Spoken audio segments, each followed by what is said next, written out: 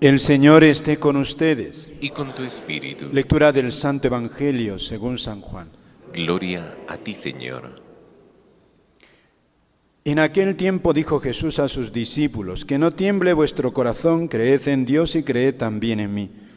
En la casa de mi Padre hay muchas estancias. Si no fuera así, os habría dicho que voy a prepararos sitio.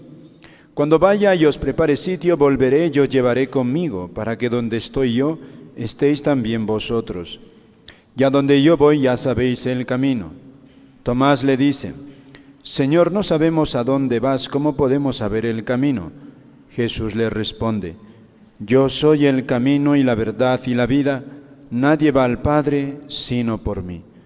Palabra del Señor. Gloria a ti, Señor Jesús. Pueden tomar asiento.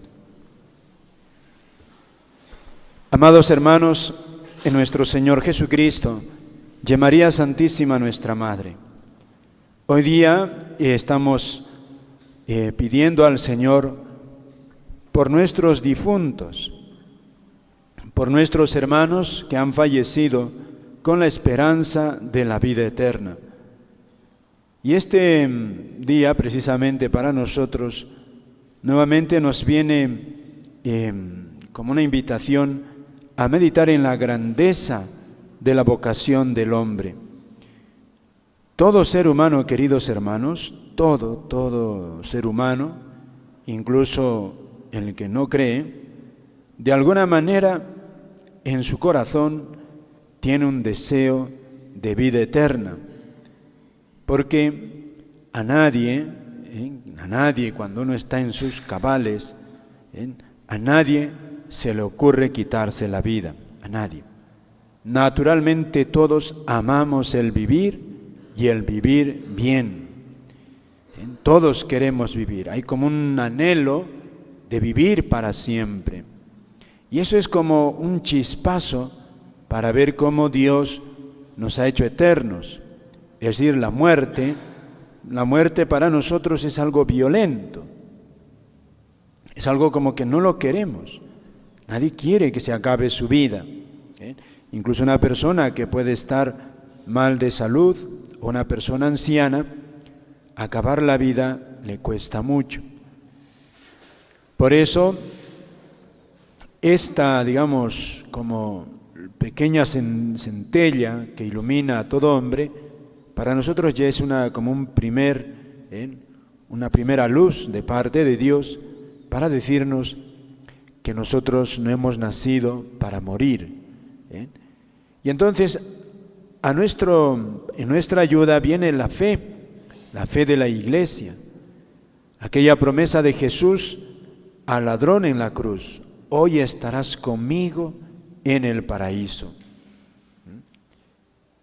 Ese hoy le está hablando, todos nos damos cuenta, le está hablando no de esta vida, le está hablando del cielo. O sea, la muerte no es fin de la vida, es solamente paso a la otra vida. Por otra parte, Jesús también le dirá a Marta: el que cree en mí, aunque haya muerto, vivirá para siempre. La vida eterna. O sea, hay una vida después de esta vida. Y precisamente nuestro Señor también, en un pasaje muy, digamos así, que tiene mucha idea, da a entender esta fe que tiene la Iglesia. Y dice Él que hay pecados que no se perdonan ni en esta vida ni en la otra vida, cuando habla de ese famoso pecado contra el Espíritu Santo. Fíjate lo que dice Jesús, o sea, hay pecados que no se perdonan ni en esta vida ni en la otra.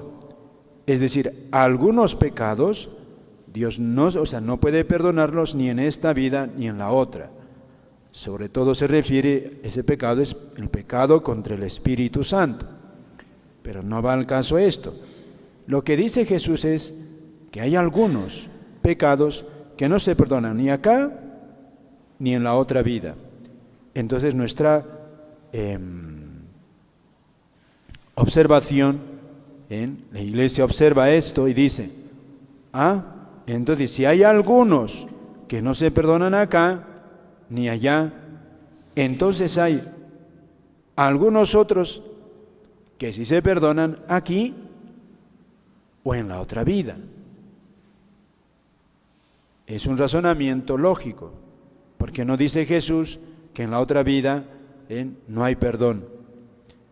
Y claro, entonces aquí viene la gran meditación de la Iglesia en la palabra de Dios.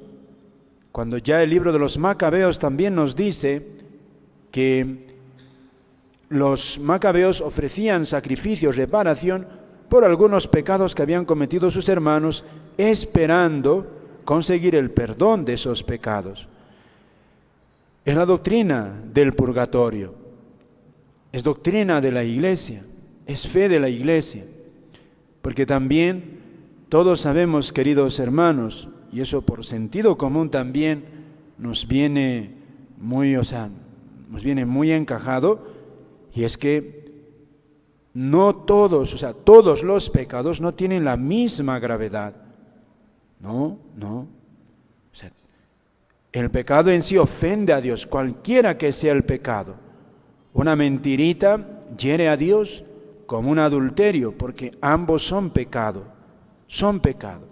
pero no es de la misma gravedad, es obvio.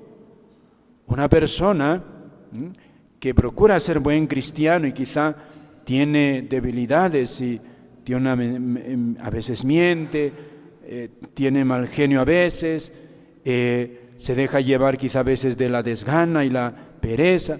Son pecados que uno va luchando y trata de esforzarse, pero a veces se deja ganar. Pero es distinto a aquel otro que gasta la plata, se emborracha, es infiel.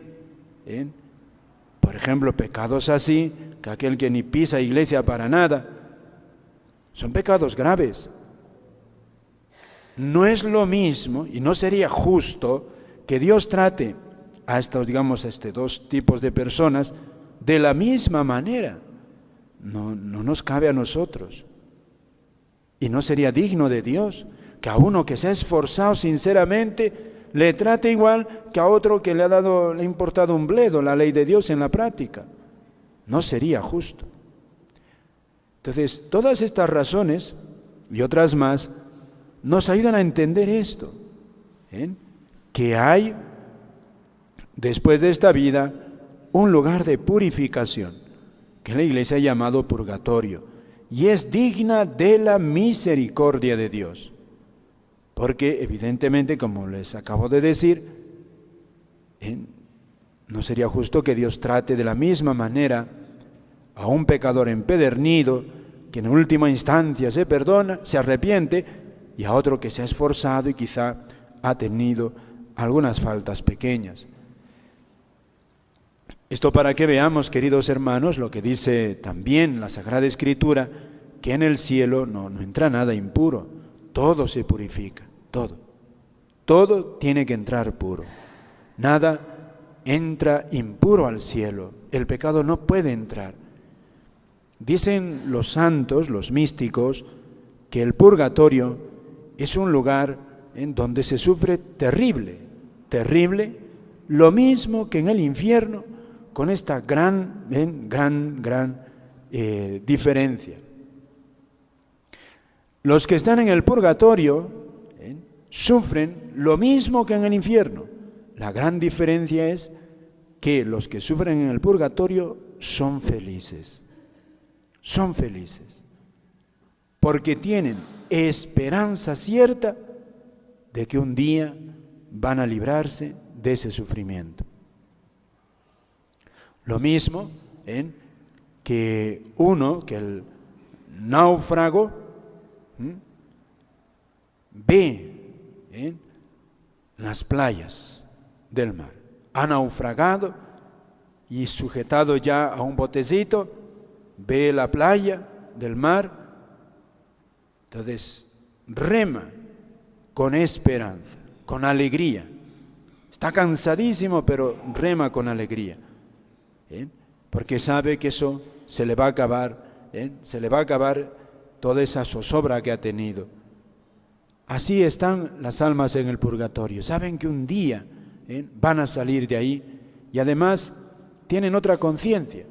Se ven ellos mismos, ven sus obras, ven todo lo mal que han hecho, ven la bondad de Dios. Y entonces ellos, viendo la bondad de Dios, cómo Dios les ha tendido la mano una y mil veces y cómo ellos lo han rechazado, y a pesar de eso Dios ha seguido librándolos y les ha dado esa oportunidad de purificarse. Entonces ellos, viendo la bondad de Dios y viendo sus manchas, ellos aceptan con gozo purificarse. Dice algún santo incluso que ellos mismos, en el purgatorio, viendo de alguna manera a Dios y viendo sus manchas, ellos mismos se lanzan al purgatorio para purificarse, porque se saben que no pueden entrar al cielo así como están. Por eso la Iglesia, consciente de esta gran necesidad, obra esta misericordia, la obra de misericordia, orar por nuestros difuntos, socorrerlos espiritualmente. ¿Cómo? Todos los días del año podemos hacerlo, todos. Pero también podemos hacerlo en este día, sobre todo, pidiendo por nuestros hermanos. ¿Para qué? Para que, librados ya definitivamente del purgatorio, lleguen al cielo. Y podemos hacerlo, la Iglesia siempre lo ha hecho. Por otra parte, desde, sobre todo, San Isidoro de Sevilla, es del siglo XV más o menos, este santo doctor recoge toda la tradición de su tiempo y dice él que en su tiempo también los cristianos ofrecían no solamente oraciones, misas, sino también sacrificios, es decir, penitencias por los fieles difuntos. Por eso también nosotros podemos hacer sacrificios. La limosna es un sacrificio, los ayunos es otro sacrificio por nuestros difuntos, para que el Señor los lleve a la gloria. ¿Cuánto será lo que sufren en el purgatorio? Nunca podremos imaginarlo, queridos hermanos, nunca.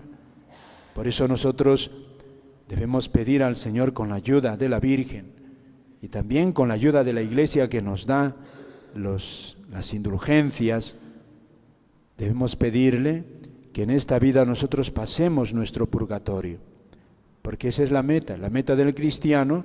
La meta ideal no es que se muere, pasa al purgatorio y se va al cielo, y claro, mucho menos que un cristiano viva aquí y luego se hunde en el infierno. Para eso no es un cristiano. El cristiano está para vivir en este mundo y luego, después de la muerte, pasar al cielo. Por eso, pedirle al Señor que en esta vida, si le hemos fallado alguna vez, aquí nosotros pasemos nuestro purgatorio. Por eso nos pide, si hemos ofendido a Dios, pidámosle paciencia en las tribulaciones, paciencia en las dificultades, en la enfermedad. Es una manera de purificarnos. ¿Te imaginas cómo será el purgatorio, que dicen así los santos? Es el mismo infierno, con esta grandísima diferencia. Tienen la certeza de que un día saldrán de ese lugar de tormento, y esa esperanza les alivia a ellos enormemente ese dolor, ¿no? Pero es muy duro, ¿no? Por eso los santos nos animan a llevar con paciencia las dificultades de la vida y ojalá ofrecer sacrificios también, como la Virgen de Fátima pidió a los niños, oración y sacrificio por nuestra conversión. La penitencia es la limosna, y otro tipo de obras que podemos hacer también para purificarnos. Pues sobre todo pidamos hoy día por nuestros hermanos, para que en ellos se cumpla lo que dice el apóstol San Pablo en la carta a los romanos. Dice él si hemos muerto con Cristo, esa muerte con Cristo es cuando uno vive, muere santamente, y podemos estar seguros, quizá más o menos, que esa persona ha ido al cielo. Fíjate lo que dice el apóstol: si hemos muerto con Cristo, creemos que también viviremos con Él. Sabemos que Cristo, una vez resucitado de entre los muertos, ya no muere más. La muerte ya no tiene dominio sobre Él. Por lo tanto, nosotros también, si morimos con Cristo, viviremos eternamente con Él. Esa es la vida del cristiano, ¿no? Y es la vida que pedimos por nuestros hermanos. Una frase que les ha hecho célebre del apóstol San Pablo: morir con Cristo para vivir con Cristo. Morir con Cristo para vivir eternamente con Él. Es lo que le pedimos hoy al Señor por nuestros hermanos que han fallecido y por nosotros también.